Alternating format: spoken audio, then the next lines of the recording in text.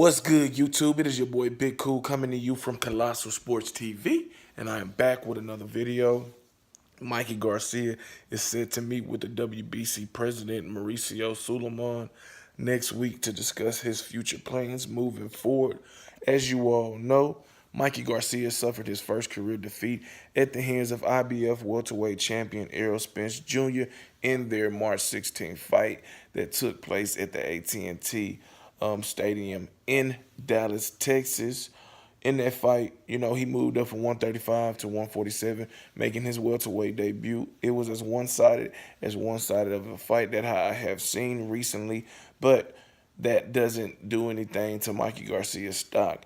He still has a plethora of options, even at 147. You have the likes of Danny Garcia, Sean Porter, Manny Pacquiao, Keith Thurman, even though they're all likely to be in fights against each other. Manny Pacquiao and Keith Thurman are in advanced talks to stage at the July 13th pay-per-view fight. And, of course, Errol Spence and Sean Porter are on a collision course for a September unification bout. So that leaves Mikey at 147 with the options of a Danny Garcia, Adrian Granado's winner, Andre Berto, Devin Alexander. Those are not names, mine is Danny Garcia, of fights you'll want to see him in. But if he really prefers to stay at 147, those are some of the guys he may have to look at possibly fighting until a bigger fight opens up. But if he decides to drop back down and weight at 140, he has some options there. But he can also drop back down to 135, where the huge fight for him lies. Vasily Lomachenko, who is back in action next Friday against Anthony Corolla, making his defense of his WBA and WBO lightweight titles. Corolla is his mandatory. A fight between Vasily Lomachenko and Mikey Garcia has been talked about a lot. It is a fight that everybody wants to see. If you're a fan of these two guys, or if you're just a fan of the best fighting the best, this is a fight that you want to see. This is a fight you're pushing for.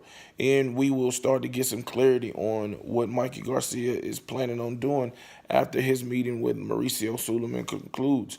Is he going to, vacate that title at lightweight 135 and move to 140 and campaign there? Or will he just stay at welterweight? I find it hard to see him stay at welterweight, especially with no big fights on the horizon for him. I think that it's either going to be 135 or 140.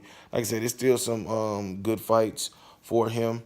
I don't know if he could get a shot with Richard Comey in a unification bout to win the title he won from Robert Easter Jr. In last year.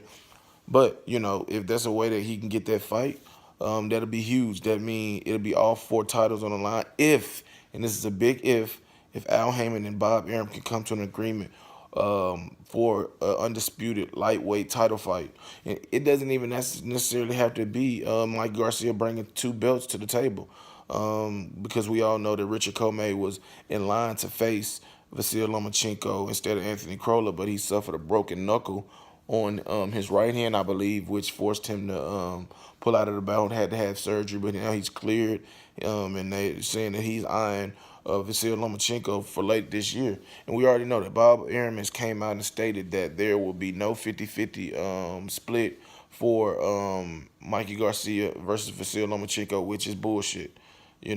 This loss to Errol Spence shouldn't damage Mikey Garcia's ability to get a 50-50 split with Vasily Lomachenko. Look at what the pay-per-view numbers did in his pay-per-view debut.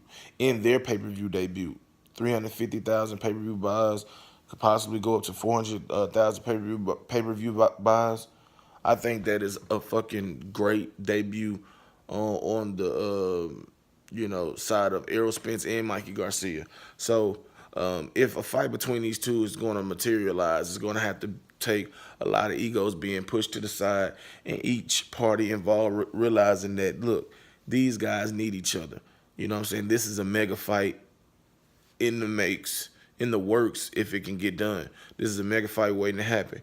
But Bob Arum coming out here stating that it ain't going to be a 50-50 split, already, throwing monkey wrenches into the plans, if there's a plan at all. We will just have to see. But I'm very interested in seeing what Mikey Garcia is going to decide to do, because he is unpredictable when it comes to the decisions he makes. Not to say he makes bad decisions, just because he can say one thing and then do the total opposite. But we gonna see. I think that he's gonna drop back down and wait to either 135 or 140. But I don't think he's gonna fight again this year. I think he needs to take a long break, and if he does come back in December, so you won't go that long without having a fight, and that you don't have to prolong a big fight just to get ready. So I think November, December would be enough time for him to have healed, because it's what, April now, May, June, July, August, September. So yeah, I think that if he does return to have another fight this year, November, December will be great, and then hopefully we can see him versus Vasil Lomachenko in the first quarter of 2020. But if you like this video, make sure you hit that like button. Drop your comments in the comment section down below, giving me your thoughts on this. And if you enjoy the content throughout the channel, please hit that subscribe button. Also, turn on your notification to be notified every time I upload content. Share these videos all over social media. Shout out to the movement and everybody that is moving with us. Be sure to check out 3kingsboxing.com for your latest and greatest updated, unfiltered, and unbiased boxing news and information reported the way it should be. Until next time, I am out. Peace.